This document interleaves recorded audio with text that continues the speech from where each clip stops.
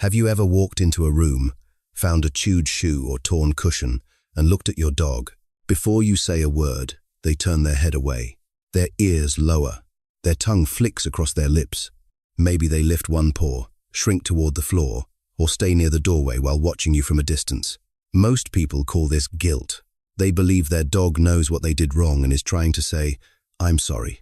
But the truth is more complicated and far more emotional. Your dog may not understand guilt the way you do.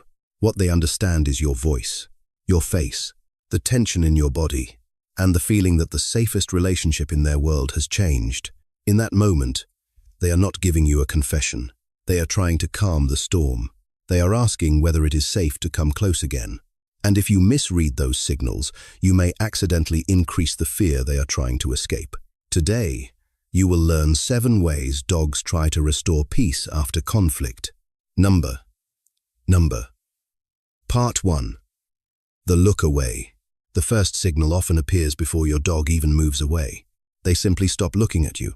Imagine walking into the kitchen and seeing the trash scattered across the floor. Your dog is standing nearby. The moment your voice becomes sharper, they turn their head to the side. Their eyes move away from your face. Maybe their ears lower, and their body becomes still. To a human, this can look disrespectful. You may think they are ignoring you.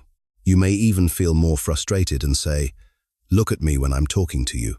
But in canine communication, direct eye contact during a tense moment can feel like pressure. A hard, fixed stare is not always polite in the dog world. It can signal confrontation.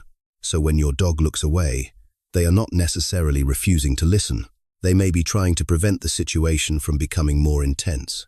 This behavior is often described as an appeasement signal. Your dog has noticed the change in your voice, your face, and your posture. They know the room no longer feels calm. Turning away is their quiet attempt to reduce the emotional pressure. It is as if they are saying, "I do not want to challenge you. I do not want this to become a conflict. Please let the tension come down." This is also why forcing eye contact can make some dogs more anxious. They may lick their lips, freeze, lower their body, or try to move farther away. The more trapped they feel, the harder it becomes for them to learn anything from the moment. So the next time your dog looks away while you are upset, pause before calling them stubborn. Lower your voice. Relax your shoulders. Give them a little space. You can still guide their behavior without making them feel threatened, because that turned head is not always an admission of guilt. Sometimes, it is your dog's first careful attempt to bring peace back into the room. Number. Part 2. The dog who refuses to leave. After your dog looks away, something else often happens. They create distance, but they do not completely leave. Maybe they walk to the other side of the room and lie down near the wall. Maybe they stop at the doorway, keeping their body outside while their head remains turned toward you. Or perhaps they quietly follow you into another room, then settle several feet away without asking to be touched. Many owners misunderstand this behavior. They think, if my dog really cared, they would come closer. But staying nearby during a tense moment can be one of the clearest signs that your dog still wants connection. Dogs are deeply social animals. Their sense of safety is strongly connected to familiar people, routines, and places. When you are angry, your dog may feel caught between 2 powerful needs. One part of them wants to move away from the pressure. Another part does not want to lose contact with you, so they choose the middle ground. They remain close enough to watch you, but far enough away to feel safer. This is not emotional manipulation. It is not stubbornness. It is your dog carefully checking whether the atmosphere has changed. They are reading your breathing, your movements, the way you place your hands, the tone of your voice. They are waiting for one small signal that tells them the danger has passed. A softer expression, a relaxed posture, a familiar word spoken calmly. When that signal comes, you may notice their body loosen, their ears lift slightly, their tail begins to move, and only then do they slowly reduce the distance between you. The best response is not to call them over forcefully or reach toward them too quickly. Let them approach at their own pace. Turn your body slightly to the side. Speak gently. Continue with a calm, ordinary action. By doing this, you show them that the conflict is over. Your dog is not staying in the room because they have forgotten what happened. They are staying because, even while uncertain, they still want to belong beside you. Sometimes, their quiet presence at the edge of the room is not avoidance. It is the first step back toward trust. Number, Part 3. Yawning, lip-licking, and the hidden stress response. Sometimes, your dog does not move away at all. Instead, their body begins to speak for them. You raise your voice. They suddenly yawn. Their tongue flicks quickly across their nose. They swallow, turn their head, or lick their lips even though there is no food nearby. To a human, these reactions can look strangely casual. You may think your dog is bored, distracted, or simply refusing to take you seriously. But in many cases, these small behaviors are signs that stress is building inside them. When a dog feels pressure, their nervous system becomes more alert. Their muscles tighten. Their breathing may change. They begin searching for a way to reduce the intensity of the moment. Yawning and lip-licking can appear during this conflict. They are often called displacement or stress-related behaviors. Your dog may want to move away from your anger, but they may also want to remain close to you. That emotional tension has nowhere obvious to go, so it appears through the body. A long yawn, a quick tongue flick, a sudden scratch, a quiet shake of the head. These actions do not necessarily mean your dog understands exactly what they did wrong. They mean your dog understands that something between you no longer feels safe, and they are trying to cope with that feeling. This is why repeating the command louder may not help. A stressed dog is not in the best state to learn. The more pressure they feel, the harder it becomes for them to focus on what you actually want them to do differently. Instead, pause. Lower your voice. Give them a moment to breathe. Then guide them toward the correct behavior calmly and clearly. If your dog yawns or licks their lips during a tense interaction, do not take it personally. They are not mocking you. They are not dismissing your feelings. Their nervous system may simply be asking for relief.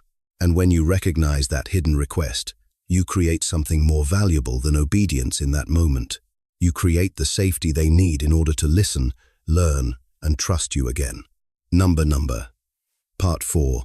The low body, soft tail, and raised paw.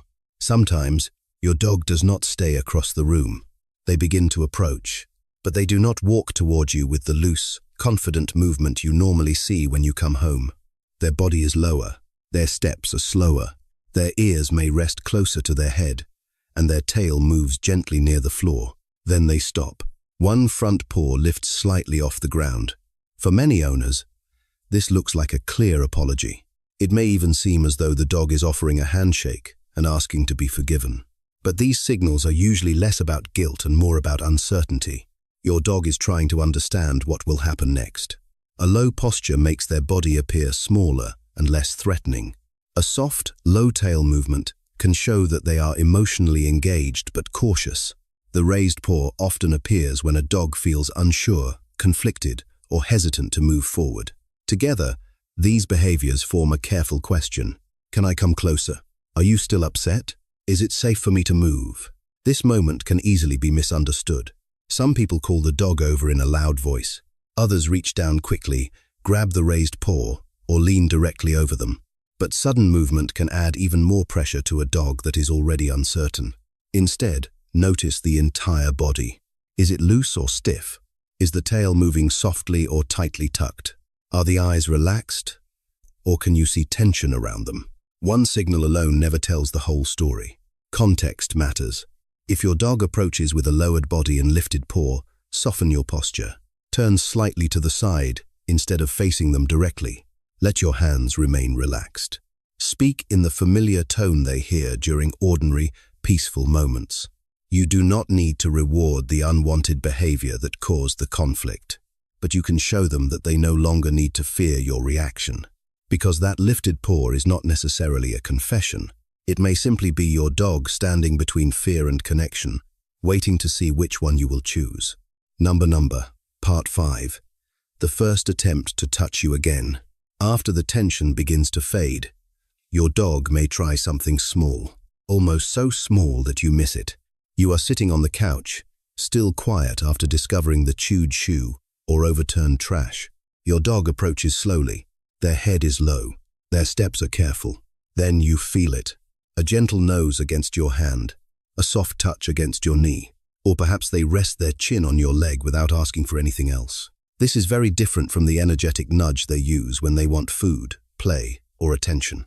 There is no bouncing body, no impatient pawing, no excited tail. Instead, the contact is slow and cautious, as though your dog is testing the space between you. They are not necessarily saying, "I know exactly what I did, and I regret it." They may be asking something more immediate. Can we connect again? Is your touch safe now? Am I still welcome beside you? Dogs rely heavily on physical closeness to maintain social bonds. When an interaction becomes tense, that familiar connection suddenly feels uncertain. A gentle nudge allows your dog to check whether the emotional distance has begun to close. But this moment should not be forced. If their body is stiff, their ears are pinned back, or their eyes look worried, avoid pulling them into a hug. Many dogs do not experience restraint as comfort, especially when they are already stressed. Instead, keep your hand relaxed. Let them decide whether to remain close. You can offer a calm word or slowly stroke their shoulder if their body softens and they lean in. This does not mean you are rewarding the behavior that caused the problem. It means you are separating correction from fear. You can teach your dog what to do differently without making affection feel unpredictable. That quiet nose against your hand may not be a human-style apology, but it can be your dog's first brave attempt to rebuild the connection that matters most to them. Number. Part 6. The shake that ends the conflict. Then comes a behavior that many owners misunderstand completely. The tension finally begins to break. Your voice becomes softer. Your shoulders relax. You stop standing over your dog and turn your attention back to the room. And suddenly, your dog rises and shakes their entire body from nose to tail. It looks exactly like the shake they make after getting wet. But there is no water.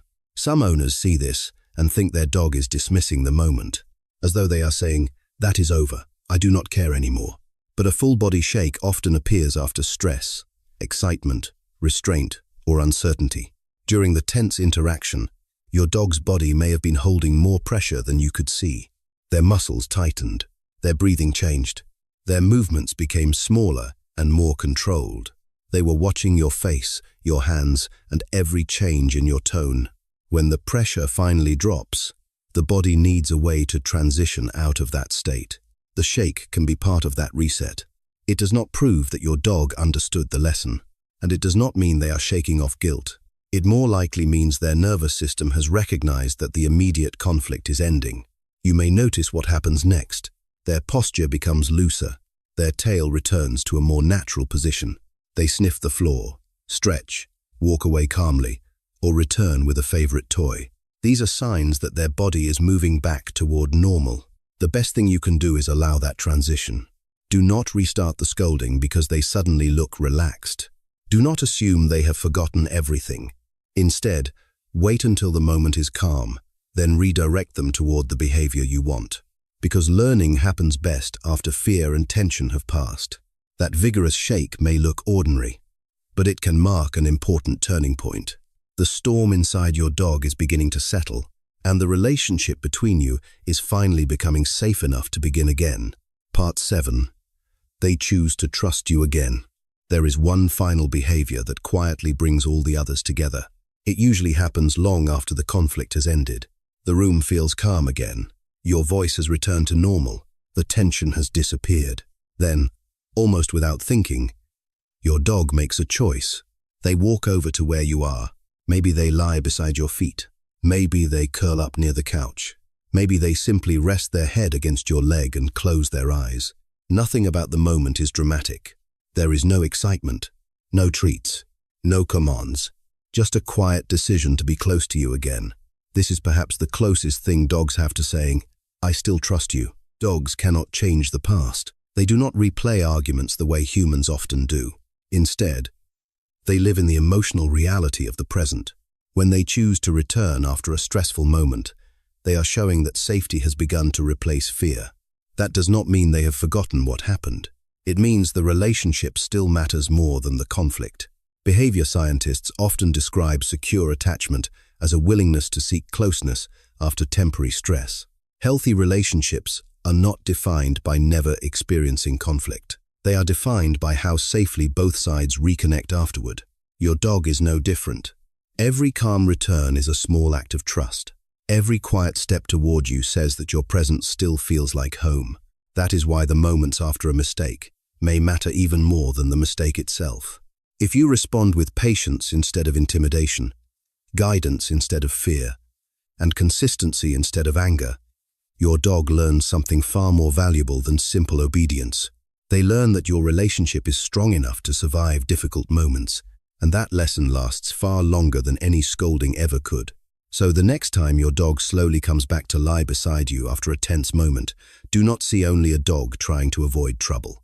See an animal choosing connection over fear, because perhaps the truest apology your dog can offer is not found in a lowered head, a raised paw, or a quiet yawn. It is found in the courage to trust you again. Number. Conclusion. When your dog tries to make the world safe again. So the next time your dog looks away, lowers their body, licks their lips, or gently touches your hand after a tense moment, pause before calling it guilt.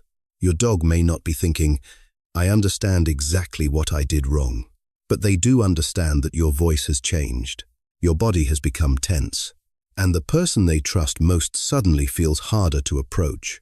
Those quiet signals are not meaningless.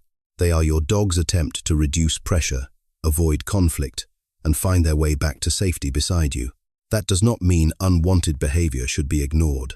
It means correction should teach, not frighten. Show them what to do instead. Protect them from situations they are not ready to handle. And remember that trust is built not only when everything goes right, but also in the way you respond when something goes wrong. Now tell me in the comments, what does your dog do when they sense that you are upset? Do they look away? Stay at the edge of the room? Lift one paw, shake their body, or gently touch your hand? Share your dog's name and the signal you notice most, because the more carefully we learn to read them, the safer our love becomes.